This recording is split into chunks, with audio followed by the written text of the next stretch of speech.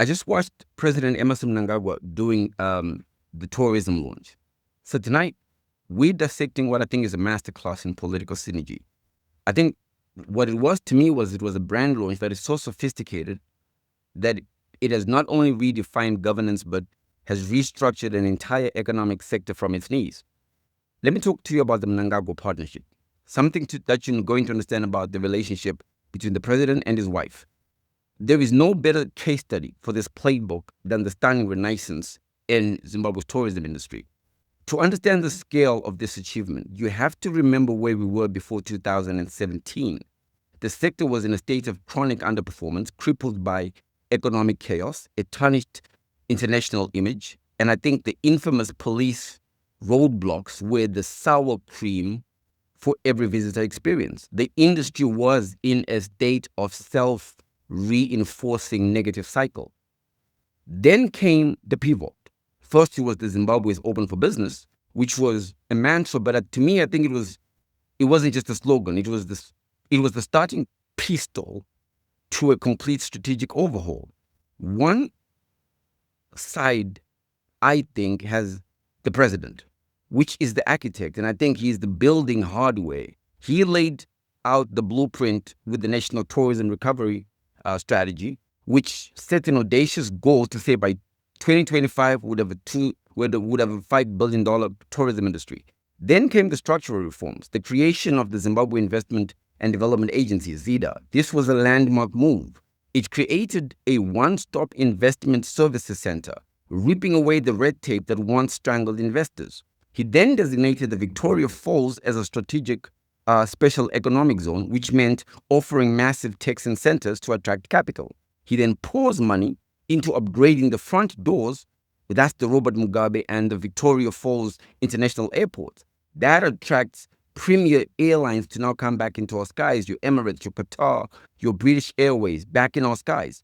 President Mnangagwa then modernized the visa system with a fully functional e-visa platform, and he championed the regional CASA Univisa, making entry and exit out of the country pretty much seamless. The results of the hardware installation are undeniable. Tourist arrivals are up 1.6 million in 2024. The money followed. Tourism receipts surged to an estimated 1.8 billion in 2024, re-establishing tourism as a billion-dollar industry. In the first half of this year alone, ZIDA licensed projects worth $500 million in the new tourism investment. The machine is working, but the hardware is useless without the right software. Hear me out for a second. This is where the playbook becomes genius. This is where you see the hand of First Lady Auxillia Mnangagwa. And let me explain. She is the chief implementer. But more than that, she is also the chief strategist in her own right. Her Angel of Hope Foundation, that charity, that is the engine of Leave No One and No Place Behind. I know a little bit about it because I follow what they're doing through Prophet Hubert Angel. Her partnership with the Merck Foundation is building our healthcare capacity by training over 200 doctors in critical specializations. That is a software function. But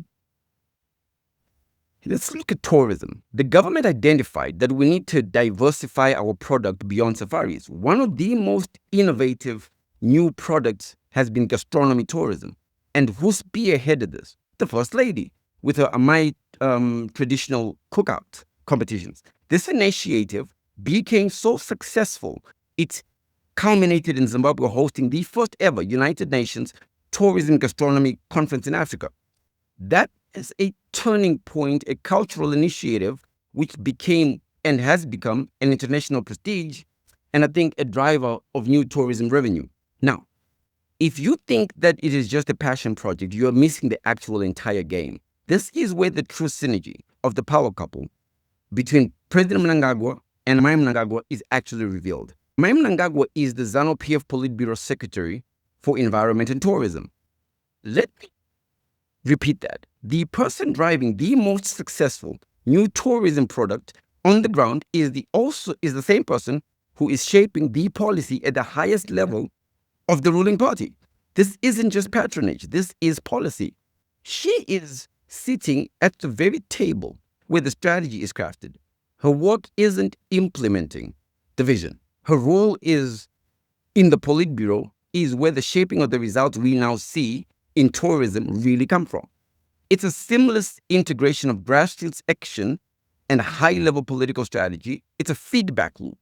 Her programs provide the proof of concept, which then inform the national policy that she helped to craft. It's why this partnership is so formidable. So where are we, or what are we left with? The tourism sector is the ultimate proof that Mnangagwa, Emerson, and Mnangagwa Auxillia have the perfect partnership playbook. It's a perfect fusion for the president's macroeconomic reforms, which is the hardware, and the First Lady's brilliant blend of on-the-ground implementation and high-level party strategy, which I call the software. He builds the airports. She creates a new reason for tourists to fly into the airport. He creates the investment agency. She masterminds the community projects that investors partner with. It's a calculated, comprehensive, and incredibly effective political machine. Listen, there is a story here of a nation's prime asset being rebuilt, rebranded, repositioned, not just by a president, but by a partnership, a formidable team that is methodically and confidently marching Zimbabwe towards its shaped destiny. The billion-dollar results will speak for themselves. I just wanted to give a really big shout out to the president and the tourism team. Until next time, head bowed.